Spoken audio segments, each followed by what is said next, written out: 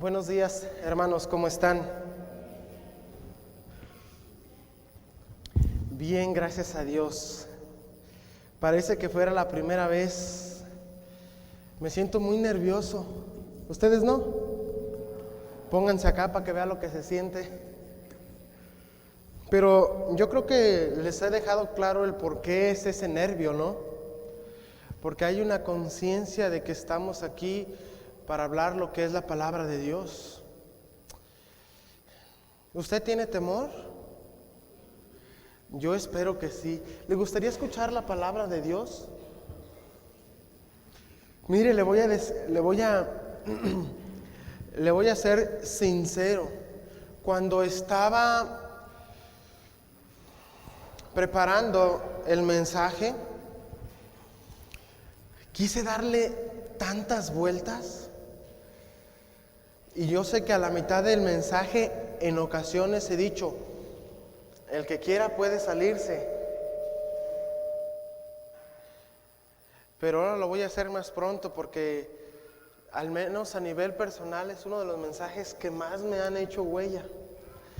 Y yo espero en el Señor que esta mañana usted no salga igual de como vino ahora. Que usted salga realmente satisfecho de haber recibido la palabra de Dios, como cuando traemos mucha hambre y mucha necesidad, cuando traemos sed y vamos y tomamos agua y hacemos algo así como bueno, eso se escuchó más a cuando tomamos coca, ¿verdad? Pero bueno, es lo mismo. El propósito es que usted se sienta satisfecho al escuchar este mensaje. Y vamos a entrar con lo primero. Mire, vamos a hablar de el pecado de omisión. El pecado de omisión en la iglesia. Y ya de entrada alcanzo a ver algunos ojitos así como diciendo, ¿what? ¿Qué? El pecado de omisión en la iglesia. Si ustedes se han dado cuenta, hemos estado hablando acerca del pecado, ¿verdad? Cómo podemos ser restaurados, quién hace la obra de restauración en nuestra vida, el proceso en el cual caemos en el pecado y debemos de estar cuidándonos. Y si hablamos, por ejemplo, de pecados, podemos darnos cuenta que existen un sinfín de pecados.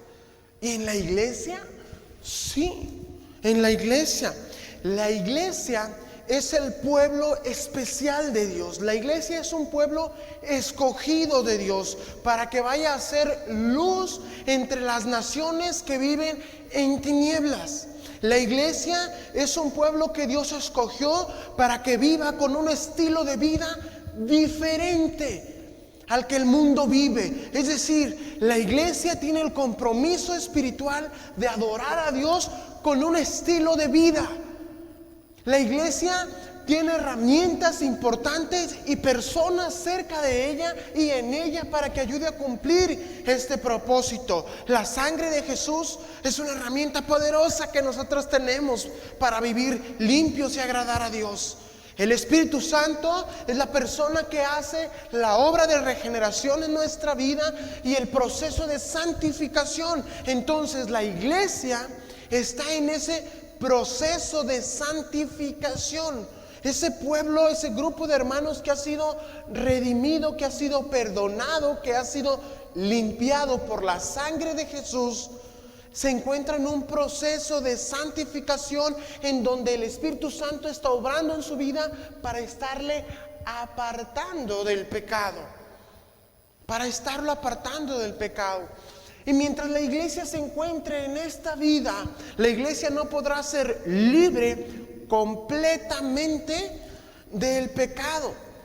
La iglesia no podrá ser libre completamente del pecado. Y déjeme compartirle, aunque la iglesia ha sido redimida, ella se encuentra en un proceso. Y si hablamos, por ejemplo, de pecar o de algunos pecados, podemos siempre pensar en pecados que son muy despreciables para el ojo humano.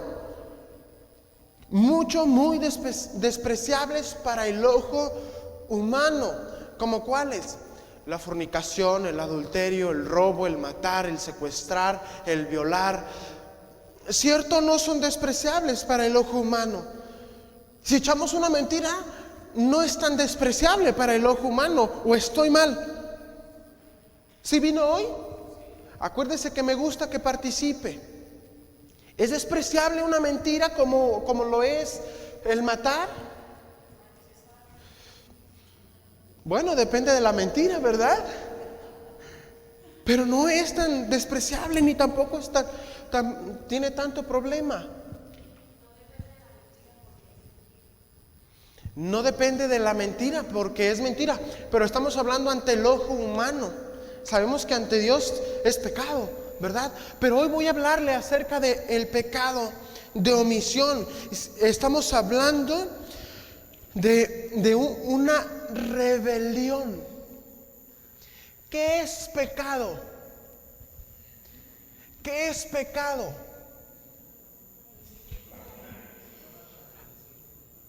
Toda transgresión contra Dios. Miren, la investigación que yo hice dice que el pecado es rebelión en contra de Dios. Es desobediencia para con Dios. Diga conmigo, desobediencia.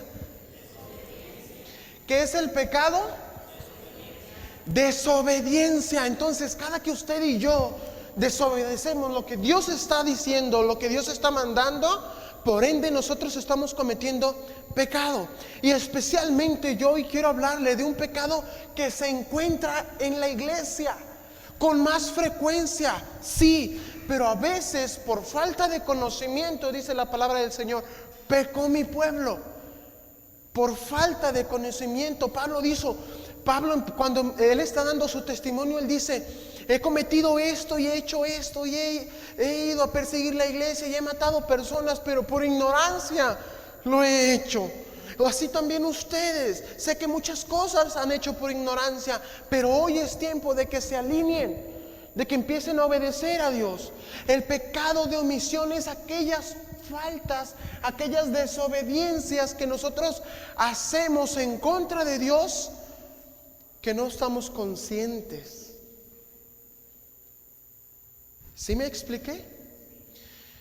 El pecado de omisión es aquella desobediencia en contra de Dios que es difícil darnos cuenta que estamos pecando, porque lo que está pasando está solamente desobedeciendo. Voy a entrar de lleno al tema. Vamos a Santiago, la carta de Santiago, en el capítulo 4, versículo 17, que es en donde se encuentra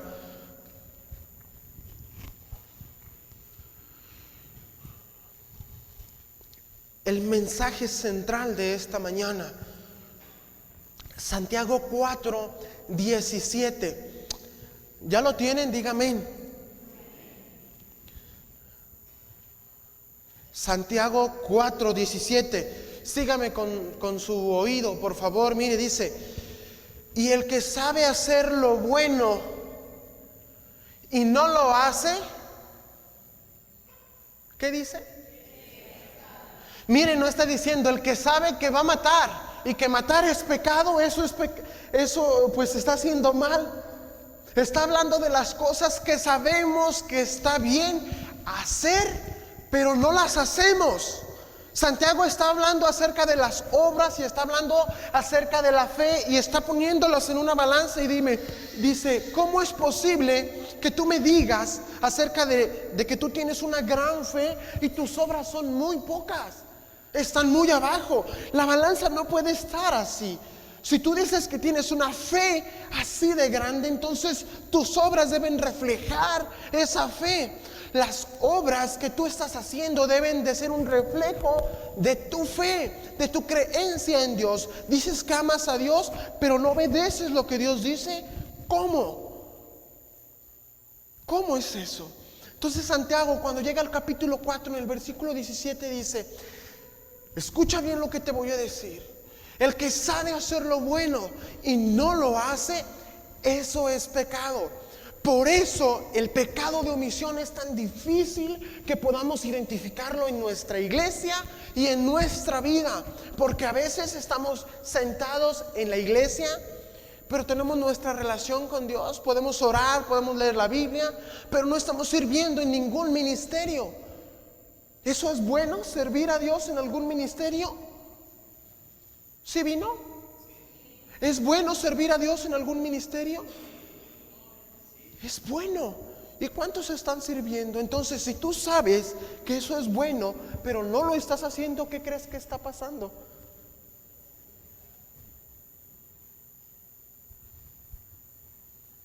¿Con eso tenemos o le seguimos? No escuché a nadie que diga que... Pues a veces, no se crea, también el silencio de ustedes me gusta, porque a veces es cuando nos cae el 20. Entonces, tomando o dejando claro lo que es el pecado de omisión, que es saber que si hacemos eso es bueno, pero no lo hacemos y eso es pecado. Entonces vamos a ver en dónde encontramos el pecado de omisión según la Biblia. ¿Cuáles son los ejemplos de ello? ¿Quiénes están más expuestos a este pecado en la iglesia? ¿Quiénes están más expuestos a este pecado en la iglesia? Y voy a invitarle, vamos a estar, que tenga su Biblia a la mano, porque vamos a estar utilizando algunos pasajes, algunas historias para ver esto. La primera, la primera persona o la primera clasificación en donde encontramos el pecado de omisión en la iglesia es en los líderes religiosos. Escuche bien esto, vamos al Evangelio de Lucas en el capítulo 10, versículo 31.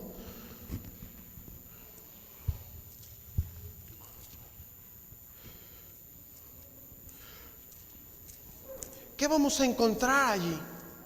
¿Qué vamos a encontrar en Lucas capítulo 10, versículo 31? Bueno, desde el versículo 25 al 37 usted se va a encontrar con una historia de Jesús con los grupos que había en aquel entonces, con los grupos religiosos que había en aquel entonces. ¿Ya tienen Lucas capítulo 10, versículo 31? Muy bien, ahí vamos a encontrar los primeros en los que encontramos el pecado de omisión. Los que pueden hacer el bien y no lo hacen y están pecando solamente por eso. Sí, mire, el subtítulo de esta historia habla de Jesús y el buen samaritano. ¿Usted ha escuchado esta historia? La historia de Jesús y el buen samaritano dice que estaban varios intérpretes de la ley, algunos fariseos, algunos judíos ahí, y uno se levanta y le dice: ¿qué debo hacer para heredar la vida eterna? Y Jesús le dice: ¿qué dice la Biblia? Y dice: bueno, amar a Dios por sobre todas las cosas y a mi prójimo como a mí mismo. Pues eso haz, le dice Jesús. Y dice la escritura en los versos de este párrafo que esta persona, para halagarse y para quedar bien con Jesús, le dice: ¿y quién es mi prójimo? Y entonces él empieza a contarle la historia del samaritano con aquella persona que fue golpeada. Y entonces cuando llega al versículo 30 dice: respondió Jesús y dijo: un hombre descendía de Jerusalén a Jericó y cayó en manos de ladrones, los cuales le despojaron e hiriéndole se fueron, dejándole medio muerto. ¿Cómo quedó la persona? Medio muerto. Dice: aconteció que descendió un sacerdote por aquel camino y viéndole lo ayudó. Sabía que era bueno ayudarlo, pero él sí lo hizo, ¿verdad que sí? Sí, ya lo tanteé. Dice: pasó de largo. Escuche bien esto, ¿quién era él? ¿Qué personaje era? ¿No se supone que él hablaba del amor de Dios? ¿No se supone que era un ejemplo? ¿No se supone que era la primera persona que debía de acercarse e ir sobre la persona que estaba casi muerta y ayudarle? ¿No era eso lo que ellos profesaban, lo que ellos decían, lo que ellos trataban de dar un estilo de vida? Él estaba cometiendo un pecado, el pecado de omisión. Sabía que tenía que ayudar a su prójimo, pero no lo estaba haciendo. ¿No es para crucificarlo? Y cuando usted sabe hacer lo bueno y no lo hace, ¿espera que le crucifiquen también? Me gustan las risitas. Es muy fácil criticar, pero vamos a ver qué hay debajo de la vida de este sacerdote. ¿Qué fue lo que le hizo decir no ayudarlo? Mire, ¿cuál es la función de los sacerdotes? Oficiar en las cosas del templo, los sacrificios, los rituales, las cosas que tenían que ver con el perdón de Dios para un pueblo pecador. ¿Cierto o falso? Ponga atención, porque yo espero que a partir de este momento usted deje de criticar a ese sacerdote que no hizo el bien, porque él tenía razones muy grandes para no hacerlo. Esto no justifica, esto no justifica el que él no le haya ayudado, pero fíjese las razones que posiblemente usted desconoce.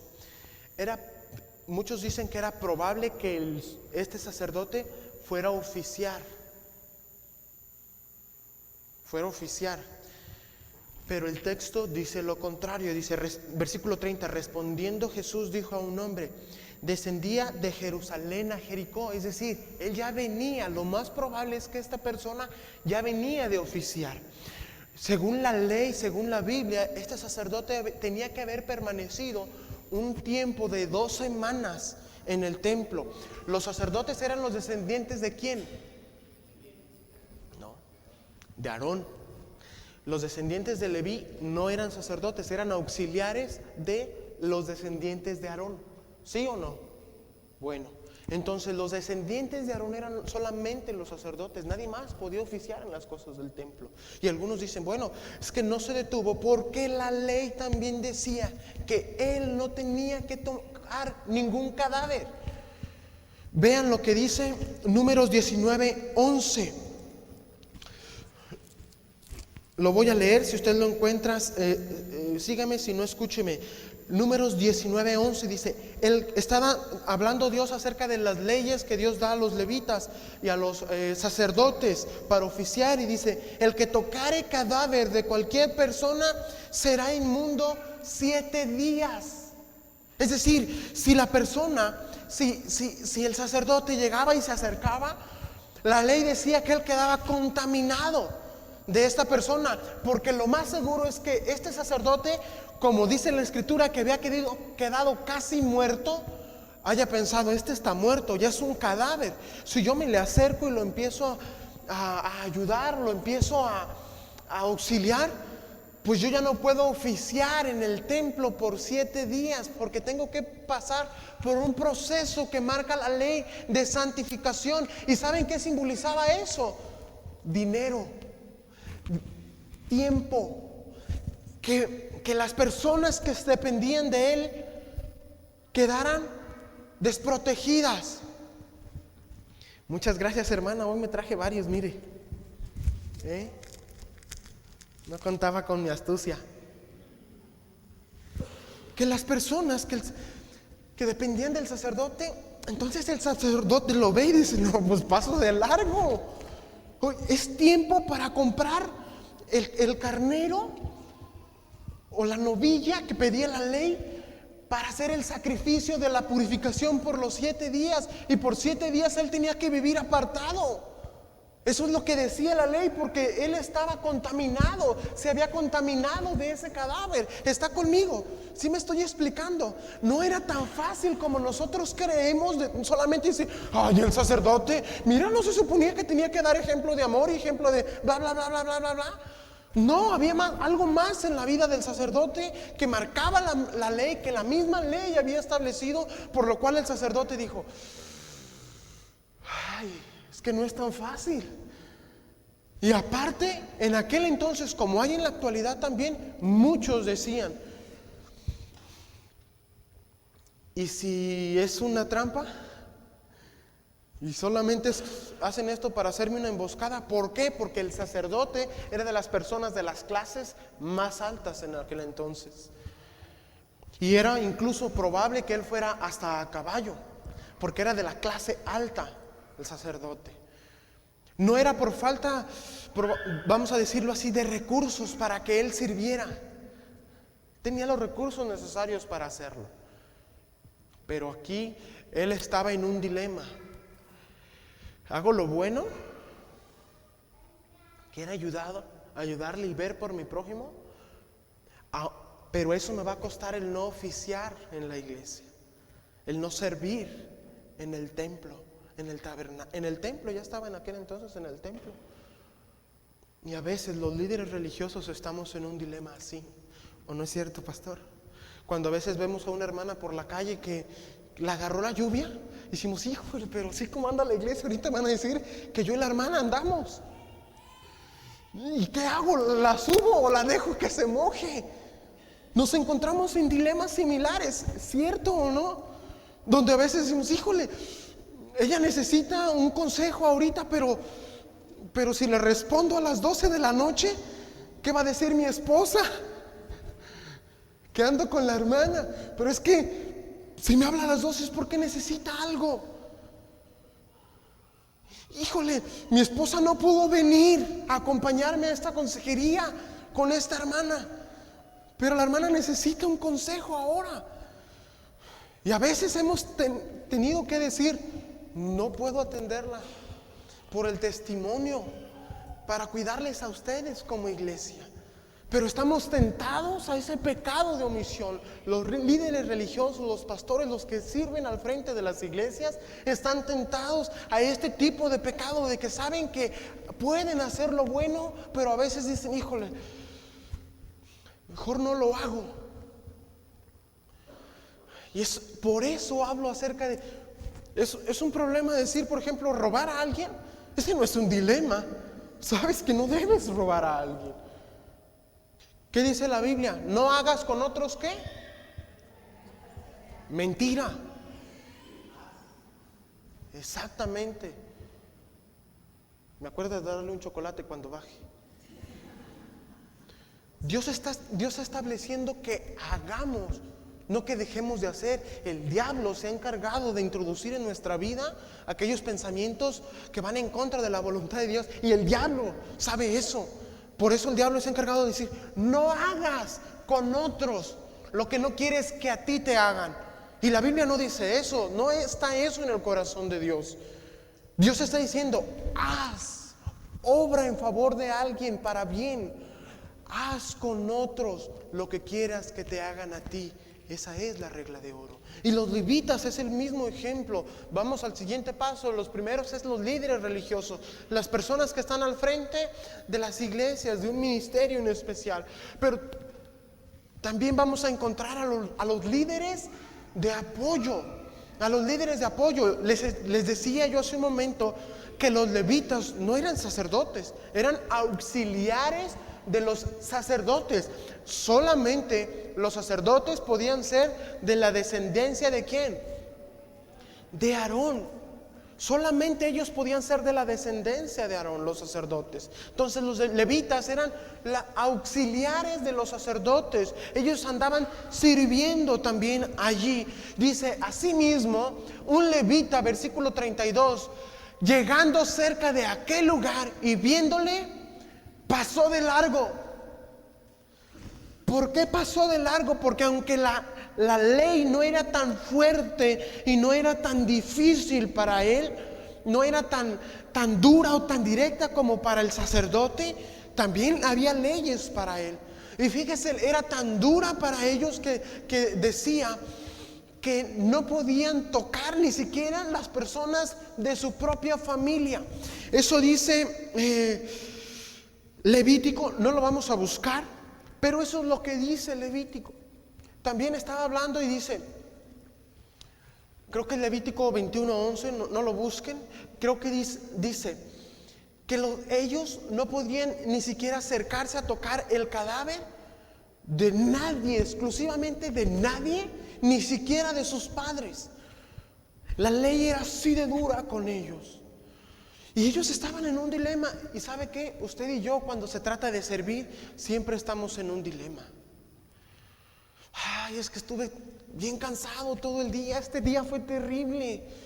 los niños, la escuela, el trabajo, el tráfico. No. Hoy no puedo ir. Yo sé que vamos a servir en la iglesia, pero hoy no. Hoy de verdad nos habla un hermano y nos pide una ayuda, un apoyo. Hermano, necesito que ore por mí. Hermano, venga a la casa, te tiene confianza el hermano, y tú estás, ay, fíjate que me salió una emergencia. Podemos ayudar a alguien, pero a veces por el cansancio, a veces porque sabemos que es inversión de tiempo, decidimos no hacerlo. Y estamos pecando porque pudiendo hacer el bien, no lo hacemos. Y ese es uno de los pecados, hermanos, que están más arraigados en la iglesia por la dificultad que este pecado tiene de poderlo ver claramente. ¿Sí me estoy explicando? De ayudar a nuestro prójimo, a nuestros vecinos. Y voy a ir al otro porque está bueno también. ¿En dónde encontramos entonces el pecado de omisión con más frecuencia? En los líderes religiosos, en los líderes de apoyo, en los hijos desobligados. ¿Cuántos son hijos aquí? ¿Y los demás qué son? Hijas.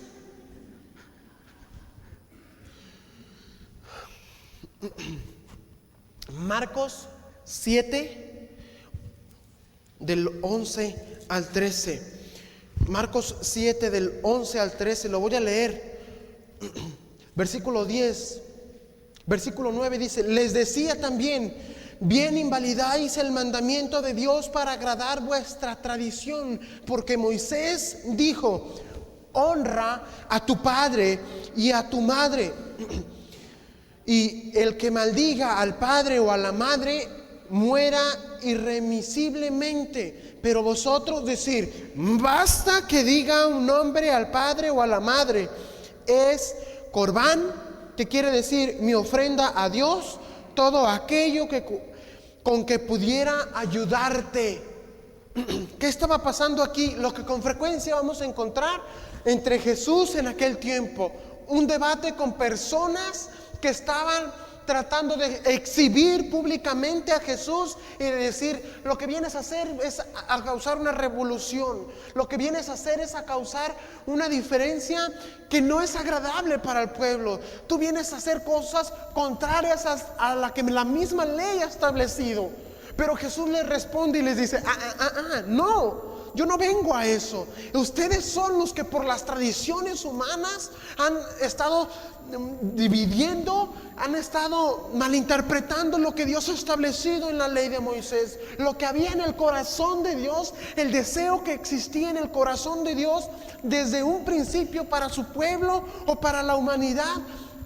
Estas tradiciones los estaban corrompiendo, y una de esas tradiciones era lo que ellos llamaban el corbán. Y era lo que Jesús estaba aclarando en ese momento. Y Él estaba diciendo: mira, que la ley no dice honra a tu padre y a tu madre. ¿No dice eso la ley? Claro que está en la ley. Hónralos, respétalos, ámalos, ve por ellos. Mira si ellos están en buena calidad. Dice: pero tú solamente vienes y dices: es corbán, y por eso no puedo ayudar a mi madre. El corbán era una tradición que había en aquel entonces culturalmente. Si tenían ellos un caballo y llegaba alguien y les decía: oye, ¿me prestas tu caballo o tu burro? Ellos decían: no, es corbán. Es decir, es una ofrenda para Dios, no puede ser utilizado para nadie más. Esto es algo que Dios me dio y yo he decidido entregárselo por completo. No puede ser entregado para nada, ni usado ni para nada ni para nadie que no sea exclusivamente de con Dios. Entonces había veces donde llegaban sus padres necesitando alguna de esas herramientas que ellos como hijos tenían, ya sea económicamente o materialmente, y ellos se zafaban de su responsabilidad diciendo: es corbán. Pero ellos utilizaban eso que se suponía que era corbán todos los días para su uso personal. Entonces Jesús decía: ¿eso es corbán? Mentira. lo usa solamente como un pretexto para ser un hijo desobligado. Y yo espero que en esta congregación no haya hijos desobligados, porque la palabra honrar a tus padres viene de la misma palabra que es la raíz del honorario. ¿Qué es el honorario? Si no tiene que ver con la remuneración económica. ¿Cuántos de aquí honran a sus padres? Es decir, ven por ellos. Eso es honrar. El Señor está hablando acerca de que tenemos que ver por ellos. Y es algo que a mí me enfurece de verdad. ¿Cómo es posible que alguien que ha dedicado toda tu vida para ti, tú no seas con ellos, no veas por ellos, no estés al pendiente de ellos? Hace algunos días estuve con alguno de los adolescentes que empezó a trabajar y él me decía, yo le hacía preguntas en relación a esto y él decía, bueno, es que de repente sí le doy. Y yo estaba orando y decía, Señor, dame las palabras para que entienda que no es de repente, que entienda que no es su obligación, sino su deber, y un deber hermoso. Les voy a dar un ejemplo de esto. Tengo mi abuelita que aún vive, gracias a Dios. Ella está, pues, ¿qué seguro? Nada. No recibe pensión de nada más la que le dan de la tercera edad, que ya va como en la quinta, gracias a Dios. No se ríen que para allá vamos, si llegamos. Y yo he sabido de la necesidad de mi abuelita. Cuando mi mamá vivía y yo empecé a recibir lo poquito, yo llegaba con mi mamá y le decía, mamá, esto es tuyo, papá, esto es tuyo. Mire, no le daba mucho, a veces no llegaba ni a los 20 pesos, pero era el detalle. Porque no podía darle más, pero era el detalle y a mí no se me pasaba eso. Llegar con mi mamá, mamá toma, papá toma. Y hubo un momento donde mi mamá me dijo, ¿sabes qué? No me des a mí, yo recibo una pensión por mi trabajo, pero tu abuelita no, ve por ella. Entonces dije, ¿qué tanto puede ser un poquito más? 1 o 2 cocas. Y empecé a darle a mi abuelita también. Y cuando vi que empezaba a ver y dije, no le alcanza, somos más de 35 nietos. Y hablé con cada uno y le dije, oye, ¿cuánto te cobran por tu hijo en tu guardería? No, pues que cerca de 150 pesos entre 200. Le dije, ¿te acuerdas cuando mi abuelita te cuidó? Sí, ¿cuánto te cobró? Nada. Le dije, pues ahora te ocupa. ¿Qué te parece si cada uno de nosotros le damos 100 pesos por mes? Serían cerca de 3,000 pesos, ¿te parece? Ah, no, pues que sí. Pregúnteme quién le dio el dinero a mi abuelita. Y el día que ella se muera van a estar llorándole. ¿Y tú? ¿Ves por aquellas personas que te cuidaron? ¿Honras a tus padres o estás cometiendo un pecado de omisión que sabes que es hacer lo bueno y no lo haces, pero eres un hijo desobligado? Y si no lo haces con tu padre, quien estuvo cuidándote, quien estuvo allí en medio de la enfermedad, a quien veías, no quiero meterme en los diezmos y en las ofrendas, a quien no puedes ver, que muchos ni siquiera sabemos qué es un diezmo o una ofrenda y estamos robándole al Señor.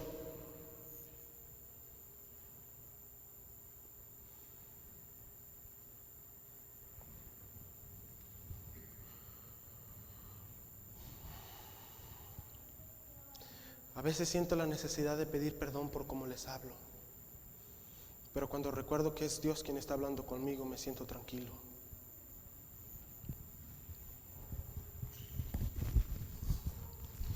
¿Cómo es posible que tengamos un corazón así?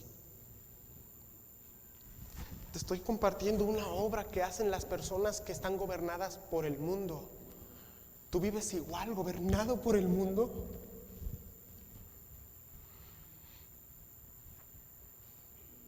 Me sentía desesperado por ver a mi abuelita. ¿Sí? A veces llegaba y a veces le digo hasta de broma, porque cuando llego le digo, abuelita, y le doy la sorpresa, nunca le hablo y le digo, ¿ya desayunó?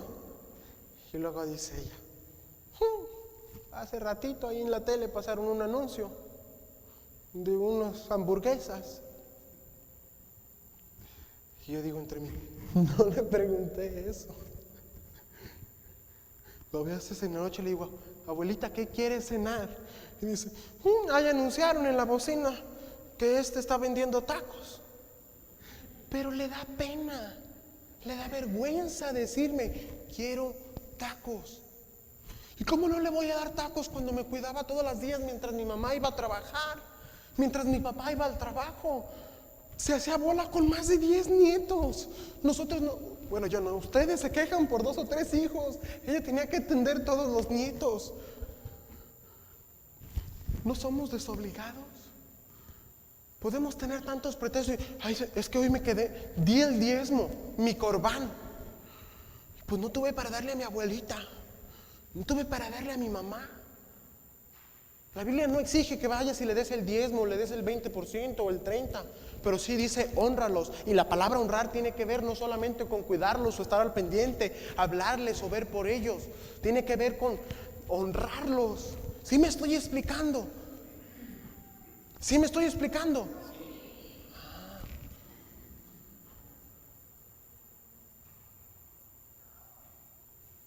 Yo espero que al principio decía por ignorancia lo he hecho, dijo Pablo. Tengo una prima que trabaja de gerente general de la Coca. Ella puede darle una vida de rica a mi abuelita y ella la cuidó hasta la preparatoria.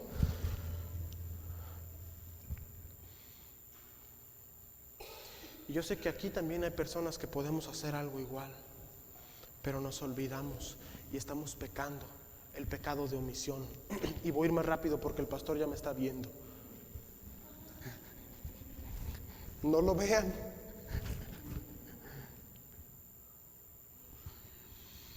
Estos hijos obligados tienen relación con las personas que tienen una fe muerta, según Santiago. Es la cuarta característica en donde podemos encontrar a estos tipos de hermanos. Vamos a Santiago capítulo 2, versículo 14 al 19.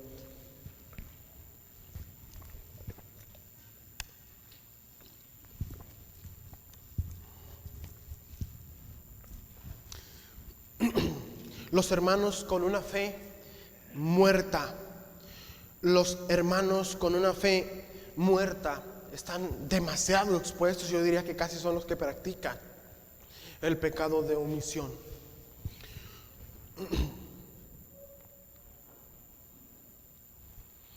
¿Ya lo tenemos? Muy bien. Dice, yo no lo tengo. Bueno, aquí lo tengo. Dice, no se burlen, Dice, hermano, ¿lo alcanzan a ver? Ayúdenme a leerlo, por favor, todos juntos. Vamos a respetar signos de interrogación, de admiración, comas, puntos, todo. ¿Sale? ¿Qué dice?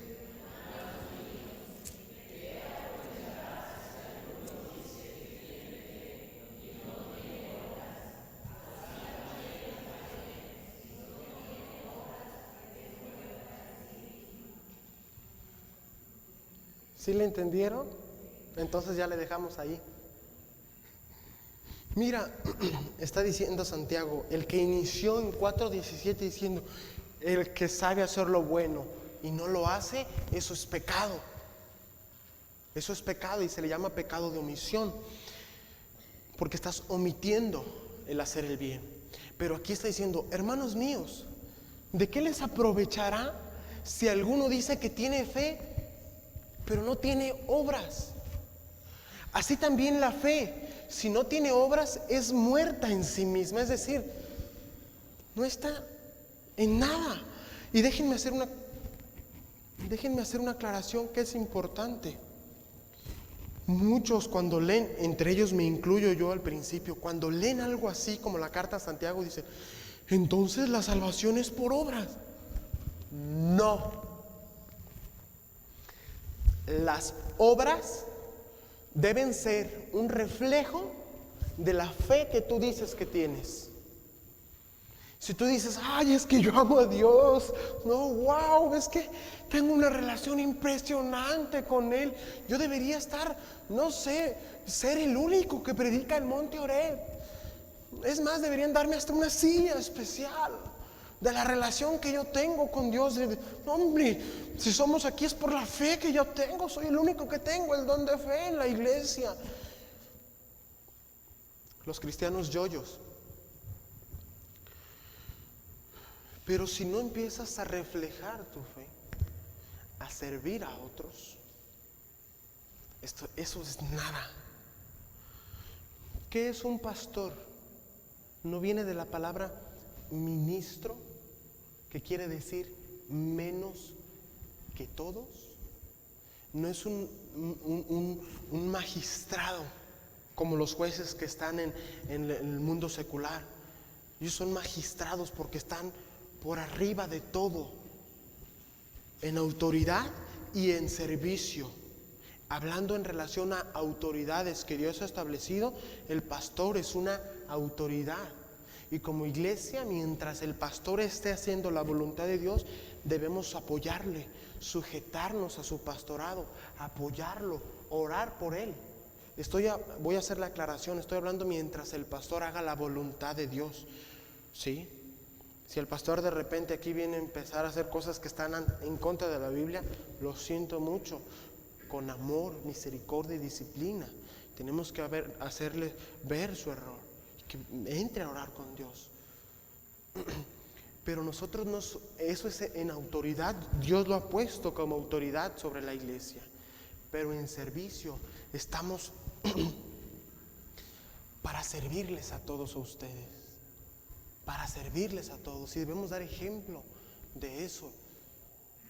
Eso es una muestra de la fe que decimos tener, o de nuestra relación con Dios. ¿O me equivoco, pastor? Nosotros por eso somos ministros, menos que del minus, latín minus, que quiere decir menos que todos ustedes, para servirles, para apoyarles, para velar por ustedes. Eso es. ¿No dijo Jesús: el que quiera ser? ¿Sí está aquí o no? El que quiera ser grande entre nosotros tendrá que servir. Y si Dios ha establecido estas autoridades sobre la iglesia, dice: pues tú que estás acá, pues, tienes que servirlos a todos. No es como el mundo, dice, entre nosotros no va a ser así. Y nosotros tenemos ese compromiso como iglesia, tenemos el privilegio de ser un pueblo especial, nación santa, pueblo adquirido por Dios, no para que nos sirvan, para ir nosotros al mundo, servir, que ellos vean nuestra fe. Que alguien necesita algo, aquí estoy yo. 15 días estuve en el hospital, en el ISSSTE, con una persona que no había conocido nunca. Y yo sé que hay hermanos aquí que también van a centros de rehabilitación, van a hospitales, van a la cárcel inclusive, personas que están sirviendo a Dios. Ese es el ejemplo que tenemos que dar para no ser hermanos de una fe muerta según Santiago, sino hermanos que podemos decir: esta es mi fe, esta es mi relación con Dios, ¿en qué sirvo? Porque tenemos ese chip de servicio. ¿Sí quedó claro ese? Vamos con el que más me gusta.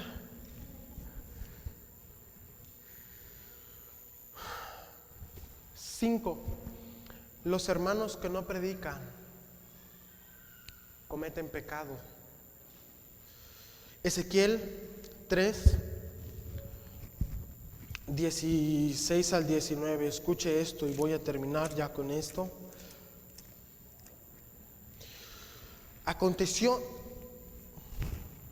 si lo encuentras, sígame. Ezequiel 3, 16 al 19. Dice: y aconteció que al cabo de los 7 días vino a mí palabra de Jehová diciendo: hijo de hombre, yo te he puesto por atalaya a la casa de Israel.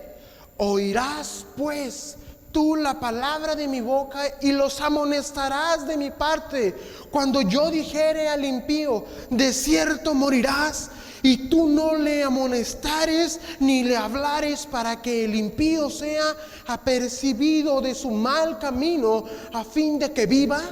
El impío morirá por su maldad, pero su sangre derramaré de tu mano. Pero si tú amonestares al impío y él no se convirtiere de su impiedad y de su mal camino, él morirá por su maldad, pero tú habrás librado tu alma. De cierto morirás. ¿Y a qué se refería con morir sino al pecado? A la muerte espiritual, a la condición de estar separado de Dios. Está hablando acerca de, dice, yo te he puesto por atalaya. Una atalaya era una persona, un guiador, una persona que estaba siempre al pendiente y era el encargado de estar vigilando el bienestar del pueblo. Cuando él se encontraba en las orillas del pueblo y cuando estaba en las orillas, él tenía que estar al pendiente, como aquella persona del Titanic. ¿Recuerdan la película? Que tenía que estar él al pendiente de ir checando, y no estuvo al pendiente, llegaron el iceberg y el barco se hundió. Los atalayas cumplían una función similar, estar a las orillas de la nación, a las orillas del pueblo, y tenían que estar al pendiente. Y se veía que pedían personas para hacer guerra en contra del pueblo. Ellos tenían que decir, hey, no, vayan y avisen al pueblo que se preparen, que estén listos, que estén dispuestos. Viene tal o tal nación de este lado y son como tantos de miles. Que estén al pendiente. Dice, yo te he puesto así del mundo, que les digas, van a morir, van a perderse, van a vivir un infierno. Y la peor noticia de ello es que Dios va a gobernar en el infierno. No es el diablo quien va a estar con su colita y con su tridente diciendo, métete. No, Él va a estar en un sufrimiento también y quiere que tú estés allí. Y cada que tú y yo no predicamos el evangelio, o con nuestro testimonio, o con palabra, estamos cometiendo pecado, porque estamos privándoles de la vida eterna. El que sabe hacer lo bueno y no lo hace, dice la palabra del Señor, eso le es pecado. Quiero hacer una pregunta a manera de conclusión. ¿Dios te ha mostrado algo en esta mañana?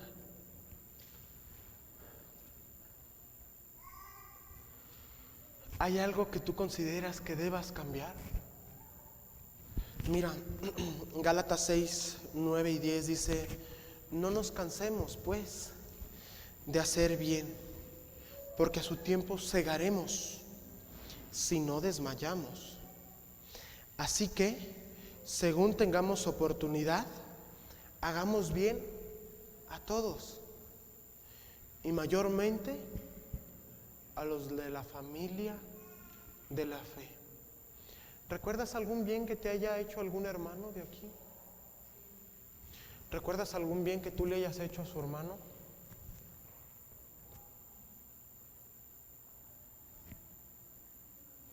Hay pecado en nuestra vida, hay pecado en la iglesia, porque sabemos hacer el bien, pero no lo hacemos. Inclina tu rostro, vamos a orar. Padre,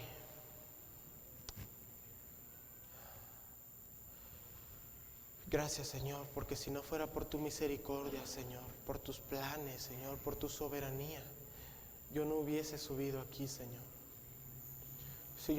Si tú, Señor, no en tu misericordia hubieras hablado, Señor, a mi vida, a mi corazón, a través de esto, Señor, no podría haber estado aquí, Señor.